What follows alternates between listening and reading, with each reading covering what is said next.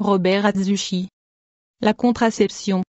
J'ai une forte révélation à transmettre à l'Église. J'ai eu une vision ce matin. J'ai vu un parlement de députés, qui se rassemblait dans une convention où les projets pour le monde étaient discutés. L'un de ces hommes s'est levé du fauteuil et a déclaré: chaque couple doit être limité à un enfant. La population doit être consciente de ce fait. Mettons-le dans leur tête que plus ils auront d'enfants, plus le gouvernement dépensera d'argent. Jésus m'a dit que le gouvernement avait mis au point des méthodes contraceptives pour empêcher les couples d'avoir des enfants. Les préservatifs féminins et masculins empêchent le couple d'avoir des enfants. Genèse chapitre 1, verset 28, et Dieu les bénit et Dieu leur dit: soyez féconds, multipliez-vous, remplissez la terre, et soumettez-la, et dominez sur les poissons de la mer et sur les oiseaux du ciel, et sur tout ce qui vit qui se déplace sur la terre. C'est la volonté de Dieu que le peuple se multiplie. Cette méthode contraceptive qui empêche l'enfant de naître dans l'acte sexuel ne vient pas de Dieu. Le plan des dirigeants est de réduire la population de 20%. Ils veulent tuer 80% de la population mondiale. Le plan de Satan est diabolique et va à l'encontre de la Bible. Alors que Dieu veut que la population augmente, le gouvernement veut le diminuer. D'autres méthodes incluent l'avortement qui tue le fœtus dans l'utérus. Les femmes assassins n'hériteront du royaume de Dieu que si elles se repentent de ce péché. Les hommes qui subissent une vasectomie ne plaisent pas à Dieu et sont livrés à l'enfer. Dieu oublie tes moments d'ignorance. Maintenant que tu connais la gravité de ce péché, tu ne peux pas te repentir et demander pardon à Dieu, tu seras condamné. Si quelqu'un défie le temple de Dieu, c'est Dieu qui le détruira, car le temple de Dieu est saint.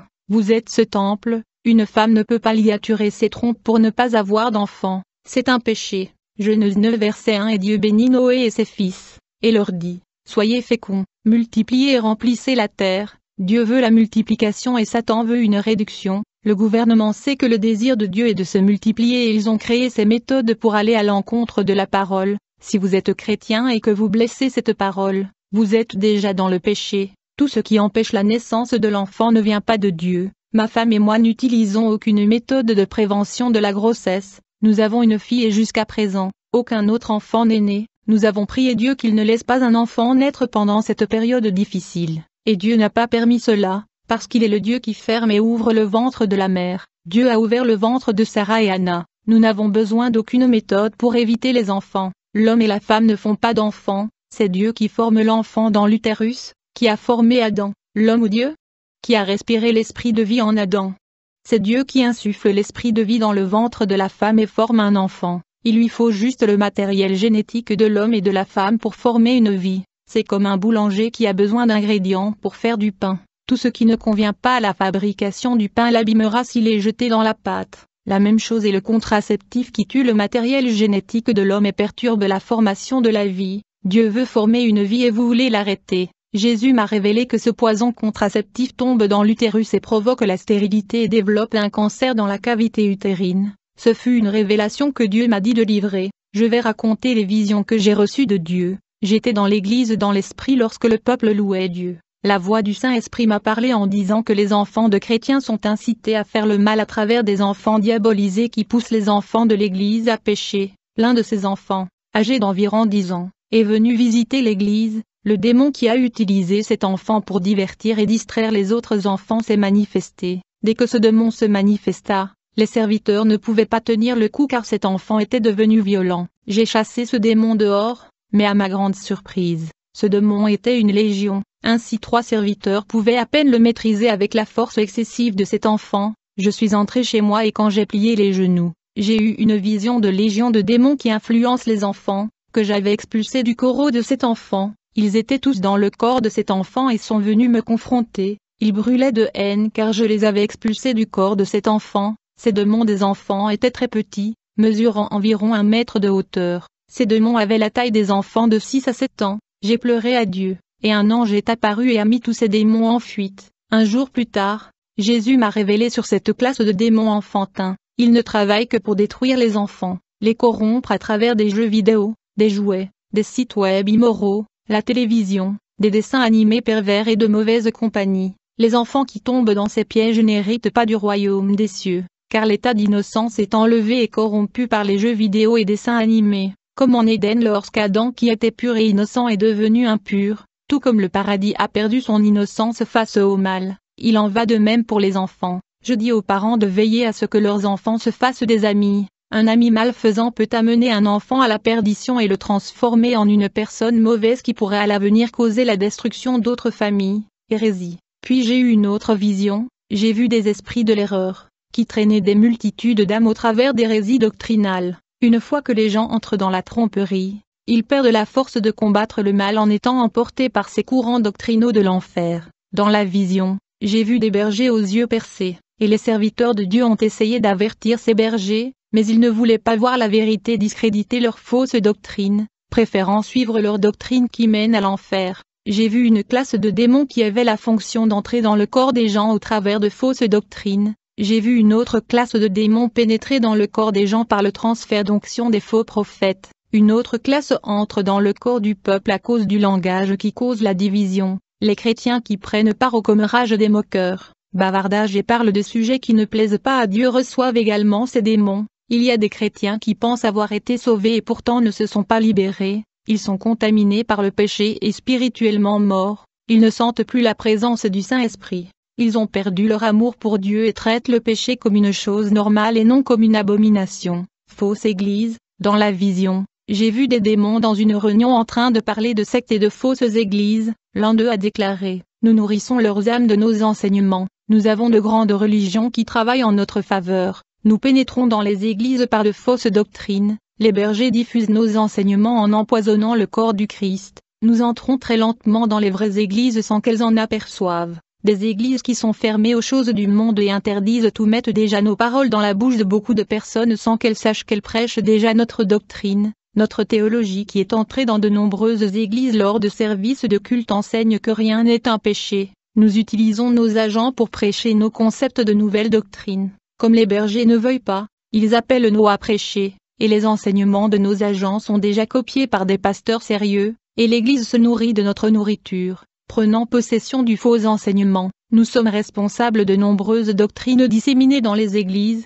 Nous construisons un peuple basé sur les fausses doctrines qui font déjà partie de nombreuses églises. Ils grandissent dans notre grâce et dans notre connaissance. Nous développons une nouvelle église loin de ce que les apôtres avaient prévu. Notre enseignement vient avec l'obscurité pour aveugler la compréhension des bergers. Il y en a peu qui prêchent la vérité et il y en a beaucoup qui prêchent le mensonge. Le véritable évangile est de plus en plus rare dans les églises. C'est une victoire pour nous. Nos enseignements règnent dans les églises, mais le véritable évangile est égal alors. Il est dur à trouver. Nous contaminons les saints dans le corps du Christ. Nous envahissons leur territoire et nous gagnons de plus en plus d'espace.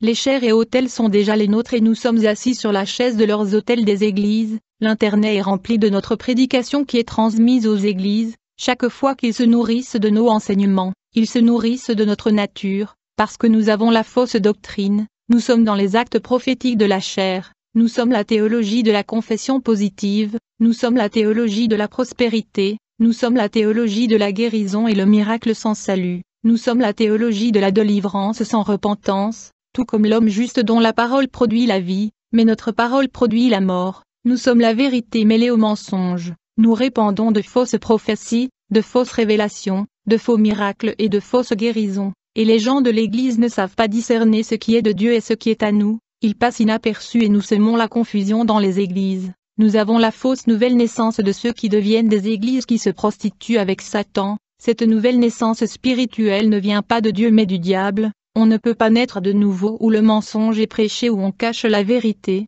Cette génération qui a le faux évangile a aussi produit une fausse nouvelle naissance qui vient des ténèbres. Satan a implanté ses embryons spirituels dans les églises pour donner naissance à des enfants dans la déception de la fausse doctrine. Vous pouvez être une bonne personne, un bon serviteur, une personne qui aime évangéliser, mais à cause de la fausse parole vous aurez des nouvelles naissances spirituelles diaboliques. Jésus m'a montré dans la vision de multitudes de faux disciples produits dans le monde à travers de faux docteurs. Les faux pasteurs ont formé des jeunes et les ont envoyés faire des cellules chez eux. Le nombre de ces disciples est effrayant. Ils n'avaient aucune idée qu'ils avaient été instruits par les faux bergers. Ils ont été trompés et enseignés dans le faux évangile qu'ils ont propagé dans leur foyer. Ils organisent même des réunions chez eux. Mais je dis que vous ne gagnez pas une âme pour le royaume des cieux en enseignant un évangile libéral sans renonciation. Le genre de démon que j'ai vu dans la vision introduisait des fausses doctrines dans les églises, et avec le temps, il revenait pour voir à quel point l'église a été corrompue.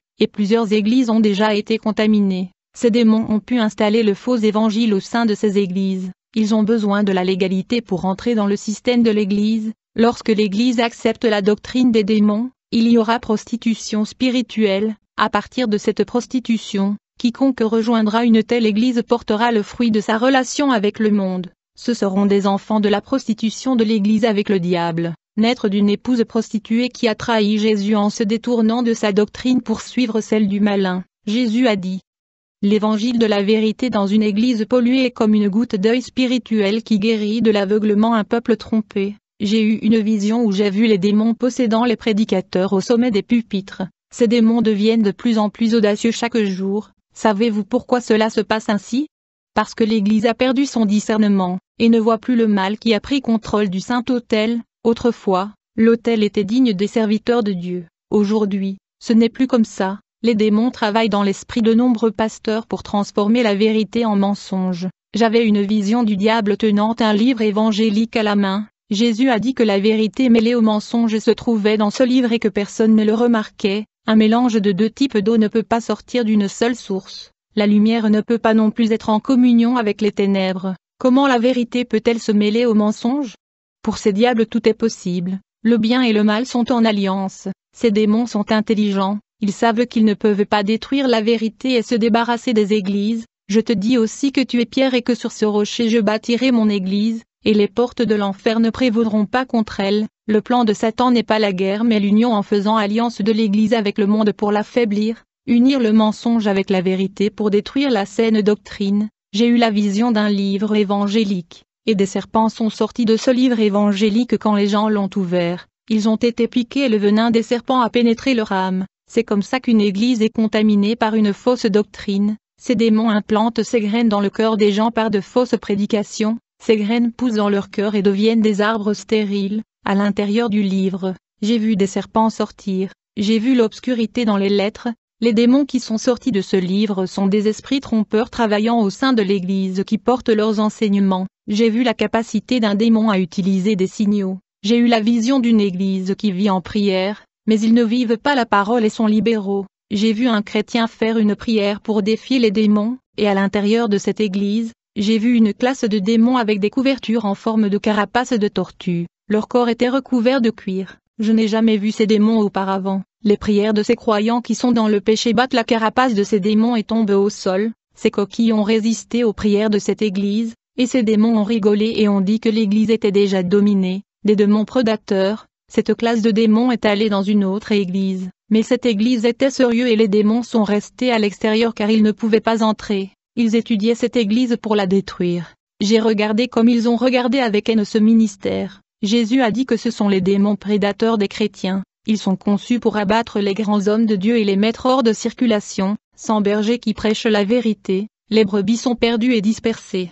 ne sachant que faire. Ces démons se cachent et sont prêts à attaquer les brebis. Leur fonction est de détruire les serviteurs de Dieu. Ils deviennent plus forts avec le péché. Plus les serviteurs s'enfoncent profondément dans le péché, plus ces démons ont de pouvoir contre leur vie. Quand ils entrent dans la vie, ils dominent et conquièrent le territoire, imposant ainsi leur influence sur la vie des gens qui ne quittent pas leur péché. Ils manipulent des chrétiens rebelles et détruisent leur vie. Ils ont déjà capturé des millions d'âmes en les emmenant en enfer. Démons destructifs. J'ai eu une vision avec une autre classe de démons, mais ils sont féroces. Ils ressemblaient à des arbalètes. Ils ont des visages de crocodiles et des griffes de tigre et de venin de serpent. Ils sont actifs et quand ils se manifestent au sein de l'église, ils cassent tout. Ils détestent tellement l'église qu'ils prennent plaisir à détruire des chaises, des caisses d'harmonie et des instruments de musique. Ils aiment intimider et menacer les pasteurs. L'un de ces démons s'est manifesté dans une église où je rapportais mon témoignage. Il voulait perturber le service afin que les gens n'écoutent pas et ne se convertissent pas. Je devais l'immobiliser spirituellement pour ne pas blesser les gens et j'ai l'expulsé. Démon secretif. J'ai eu une autre vision où j'ai vu une autre classe de démons. Ceux-ci sont très doux et n'agissent pas comme des bêtes, mais ils sont plus dangereux avec une grande force destructrice. Ils n'aiment pas parler à l'intérieur de l'église, alors tout le monde pense que tout va bien. Ils préfèrent agir en secret sans que personne ne s'en rende compte. Ils n'aiment pas apparaître ou révéler leurs plans. Ils vont dans les églises et étudient comment faire tomber les bergers. La cible de ces démons sont les serviteurs les plus forts et plus spirituels. Étant donné que les charnels sont déjà tombés, ces démons luttent contre ceux qui sont spirituels. Une autre classe de démons que j'ai vue était assez forte. Ils avaient une couche visqueuse sur leur corps. Quand ils possédaient de corps, ils sont résistants. Ils ne quittent pas les corps des gens facilement à cause du péché. Le péché dans la vie des croyants nourrit ces démons, et ces démons n'aiment pas non plus se manifester. Et beaucoup de chrétiens sont possédés par ces démons. Le fait qu'ils ne se manifestent pas chez les croyants ne signifie pas qu'ils ne sont pas là. Vous qui m'entendez peut être possédé par l'un de ces démons et ne pas le savoir car ils ne se manifestent pas. Si vous vous repentez avec honnêteté et vivez une vie de prière, il sort de votre vie.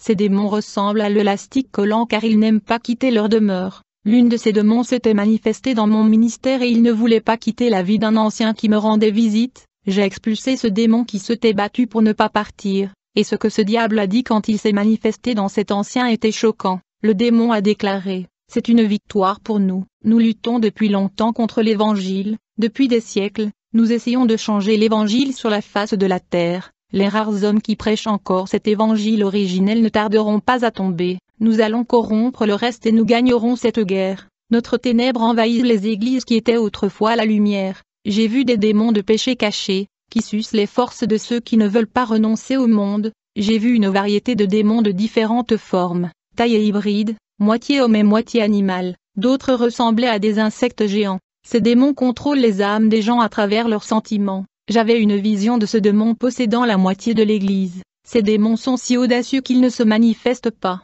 Ils assistent au service de l'église normalement, ils vivent dans le corps des gens et ne quittent pas même si ces gens vont à l'église tous les jours. Ils ne se manifestent dans aucune église, ils ne se manifestent que dans des églises portant la marque de la vérité et le sceau du Saint-Esprit. Ces démons se manifestent seulement avec la présence de Jésus, à travers l'onction émanant de Jésus, dans une église sainte caractérisée par la prière. De tels démons ne peuvent pas résister et se cacher et doivent partir. Toutes les églises n'ont pas l'autorité de Dieu pour expulser cette classe de démons. Il y a peu d'églises qui vivent la vérité, c'est pourquoi ces signes ne se produisent pas. Ces jours-ci, nous sommes témoins d'une variété d'églises faibles sans aucune onction pour chasser les démons. Des églises qui ne se sanctifient pas, peuvent-ils chasser les démons?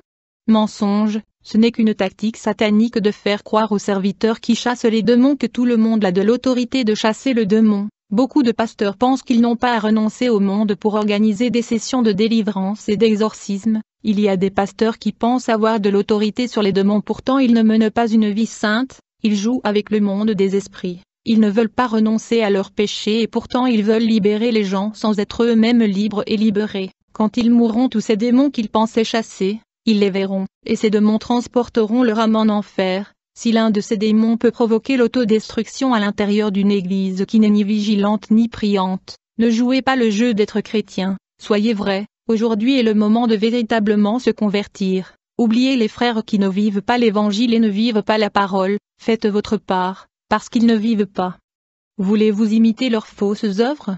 Soyez la lumière de votre église et faites une différence, car beaucoup seront libérés au cours de votre vie. Acceptez toutes les preuves sans vous plaindre et franchissez les obstacles. Il n'y a pas de légion pour arrêter son travail, pour lutter contre les forces du mal, pour dénoncer le mensonge parmi les gens avec la parole. Les pasteurs nourrissent les gens avec la vérité. Aucune âme ne veut aller en enfer et tout le monde veut être sauvé. Les pasteurs ne copient pas les faux enseignements des loups dévorants. Ouvrez vos oreilles spirituelles pour entendre ce que l'Esprit dit à l'Église. L'évangile de la vérité construit un esprit spirituel, l'Esprit du Christ, et prépare même le troupeau contre le faux évangile. La vérité nettoie le troupeau de péché pour les préparer à l'effusion du Saint-Esprit, donner aux gens une onction céleste, renforcer le troupeau et se préparer en tant que soldats de guerre. L'évangile de la vérité guérit les plaies de l'âme, se nettoyant à l'intérieur et à l'extérieur.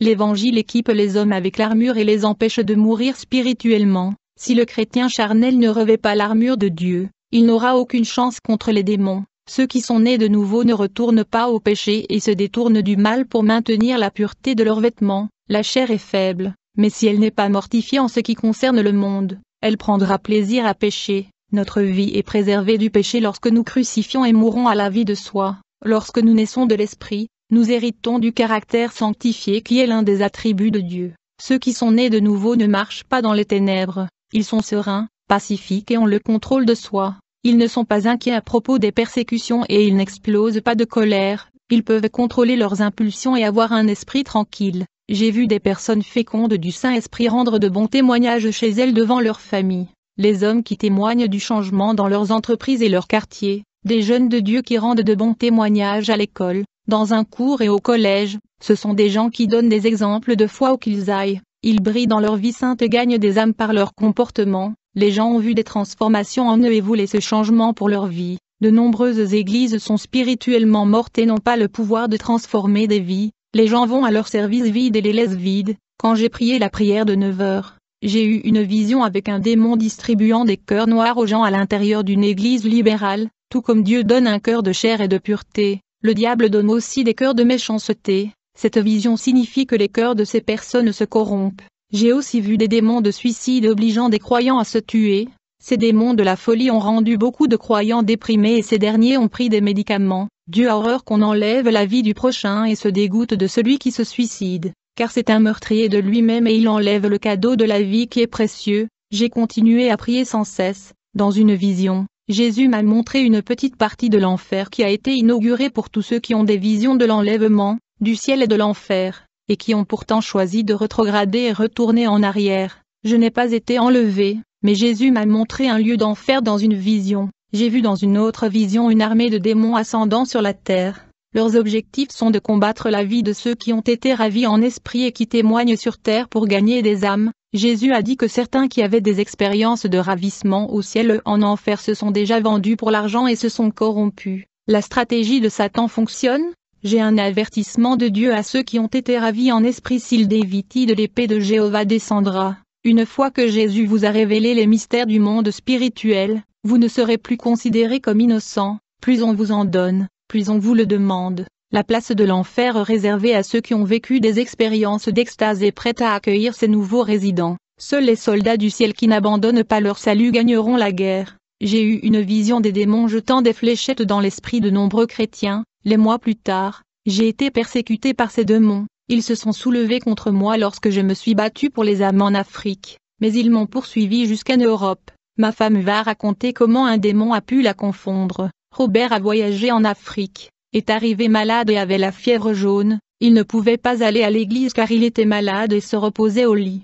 Je rêvais de lui marchant dans le champ vert avec Jésus et quelque chose a dit qu'il mourrait. Je ne lui ai pas dit, parce que je ne voulais pas le contrarier. Mais c'est Satan qui l'a mis dans mon cœur pour ne pas mentionner le rêve, jusqu'à ce que j'aie le courage et les larmes aux yeux. Je lui ai parlé du rêve. Robert a dit, Satan a lancé une fléchette de rêve dans ton esprit. Je ne mourrai pas. Il avait raison. J'étais tellement inquiet pour lui que j'ai oublié de prier et le diable a eu accès à mon esprit. Lorsqu'un navire de la famille est faible, le diable trouve une fissure et crée des problèmes. Ma famille est établie en Christ à partir de mon père jusqu'à moi. Cela n'a pas été le cas pour mes arrière-grands-parents perturbés et qui se sont suicidés. Mon arrière-grand-père Hideki Atsushi s'est pendu. Il a suivi la religion Shinto. Mon arrière-grand-mère Sayuri Atsushi ne pouvait pas supporter d'être sans son mari. Hideki a pris plusieurs médicaments pour se tuer. Elle a suivi la religion bouddhiste. Ma grand-mère Yumi Atsushi a quitté le Japon pour s'installer aux États-Unis et a conquis l'âme de son mari,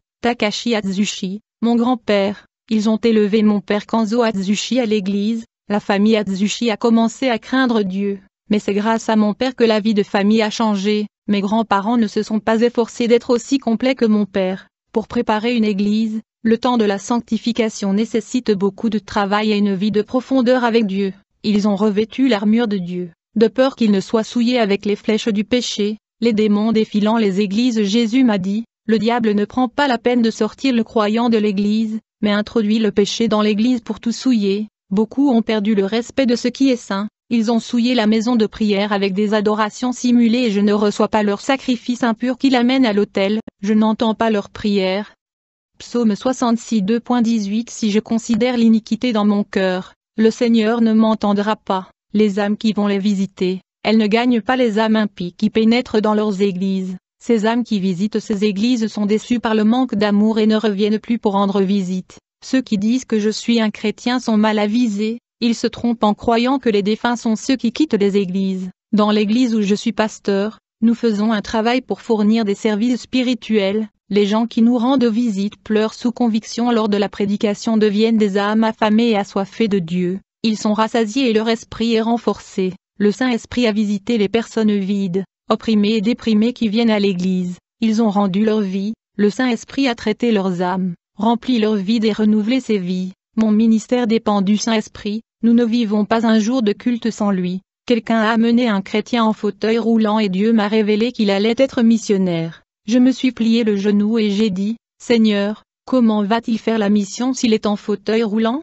Jésus a dit, mets tes mains sur sa tête et dis une prière, je le releverai pour ma gloire et tout le monde saura que je suis le Dieu de cet endroit. J'ai fait comme Dieu me l'a dit et cet homme s'est levé du fauteuil roulant, et beaucoup d'âmes se sont converties cette nuit-là et l'Église ne s'est pas arrêtée à glorifier Dieu. Dieu a fait un grand travail pour ce paralytique, et il l'a relevé du fauteuil roulant pour faire la mission. La barrière qui empêchait cet homme de faire le travail était sa paralysie, mais Dieu l'a supprimée, et aujourd'hui, beaucoup ont les jambes en bonne santé et ne veulent pas aller à l'église. Ils sont assis les bras croisés, observant le péché et voyant que beaucoup vont en enfer, et après que cet homme paralysé ait marché, j'ai eu une vision avec un ange qui m'est apparu. Il est venu et a touché ma main et il a pris feu. L'ange a dit,